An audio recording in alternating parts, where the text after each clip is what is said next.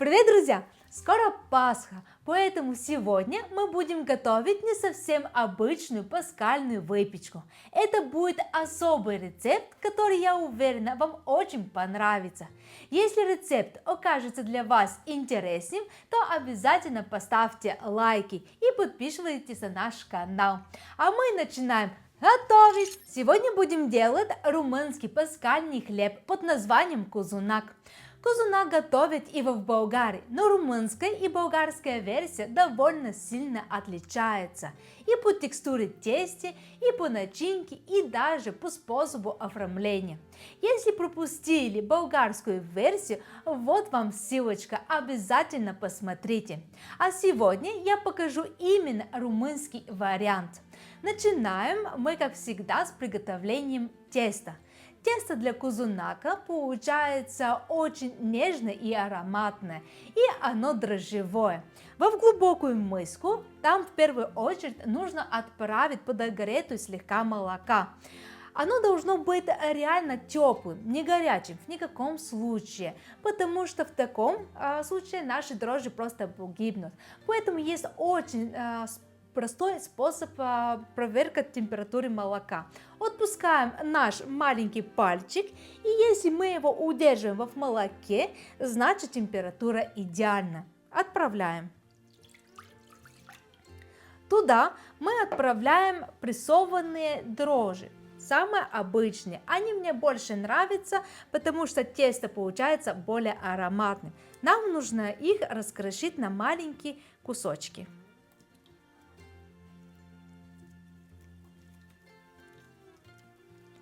И сюда сразу мы отправляем сахар. Самый обычный кристаллический сахар. Так мы подхраним наши дрожжи и сделаем наше тесто слегка сладенькое. И все хорошо размешиваем, пока наш сахар и наши дрожжи не разойдутся в молоке. Когда все растворилось, продолжаем дальше с приготовления нашего теста. И пора добавлять яиц. И тут нам нужно отделить желтки от белков. Белки мы отправляем в миску, которая она чистая и обязательно не должна быть с жирных остатков. Это очень-очень важно. Разделяем вот так желточки и добавляем их к нашей тесто. То же самое делаем с абсолютно все яиц.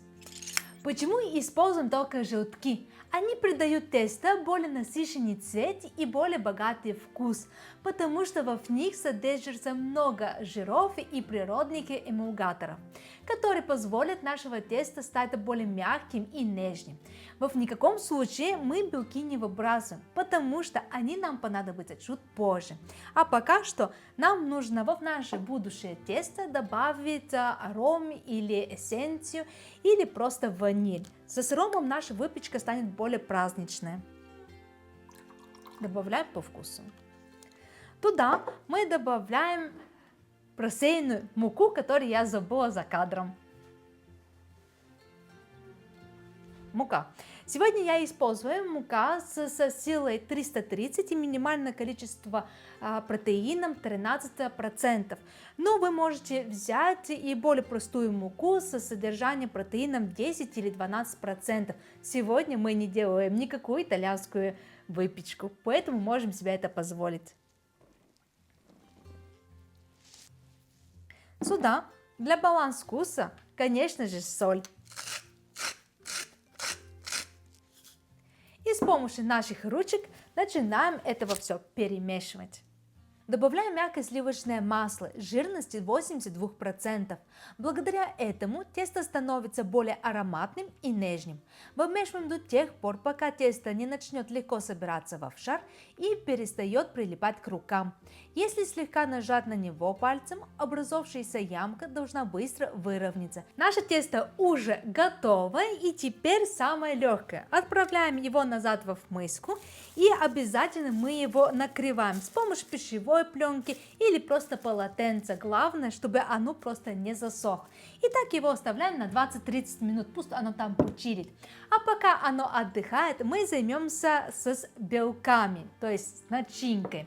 Для начинка для румынского кузунака очень интересная, потому что она готовится на основе белков, которые остались у нас после приготовления теста. Нам нужно сюда добавить сахар и чуть-чуть соли. И нам нужно взбить белки до получения пиков. Сначала взбиваем на медленную скорость, а постепенно мы увеличиваем скорость, пока мы не получим тот результат, который нам нужен.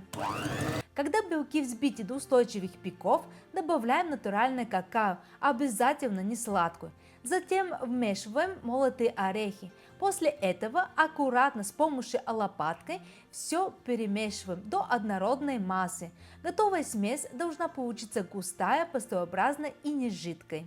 Наша начинка уже готова, а тесто отдохнуло, поэтому мы приступаем дальше готовить наш кузунак.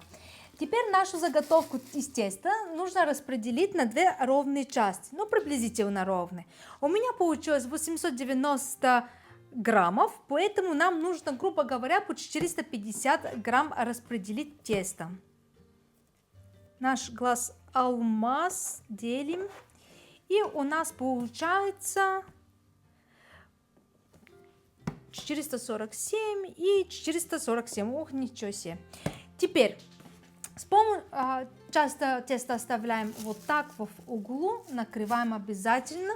И вот эта часть, сейчас чуть-чуть вам раскрою занавес, нам нужно раскатать в такой большой и прямоугольник с помощью скалочки.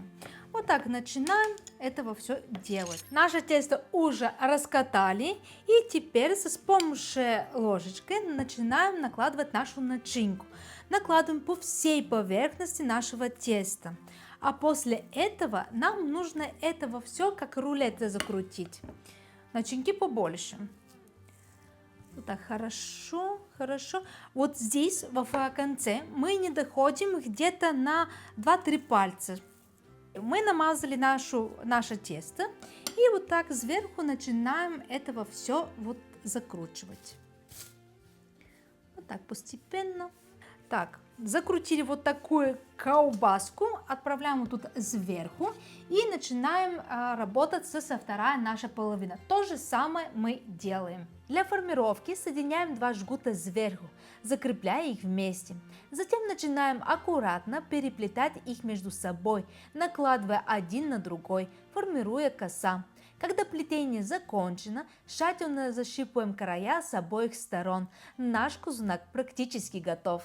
Наша заготовка уже готовая, поэтому нам нужно теперь ее отправить в форму там, где будет выпекаться. И чтобы она не прилипла к ней, мы делаем обязательно французскую рубашку. Это когда мы смазываем все стенки сливочного масла, а потом тонким слоем распределяем муку. Ну все, берем нашу заготовочку и вот так помещаем в форму. Теперь оставляем где-то на 30, 40, 50 минут, все зависит от какая температура в комнате, и так, чтобы оно должно увеличиться. Когда оно увеличится, тогда мы его смажем с яичного желтка и будем его выпекать в духовку где-то минут 45-50 при 180 градусов. Конечно же, время выпекания зависит от вашей духовки, а я вернусь к вам уже с готовым результатом.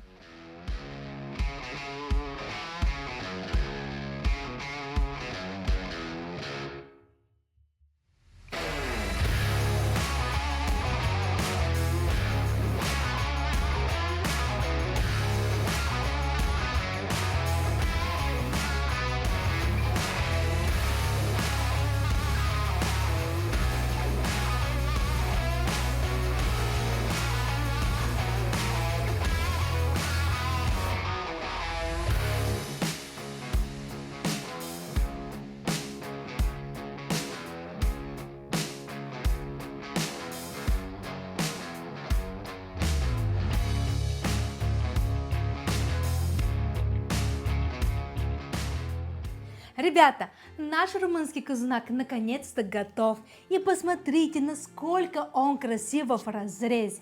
Он получился очень ароматным и мягким.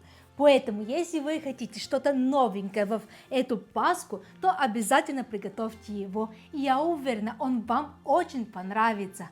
Ставьте лайки, подписывайтесь на наш канал и до новых вкусных встреч, ребят. Пока!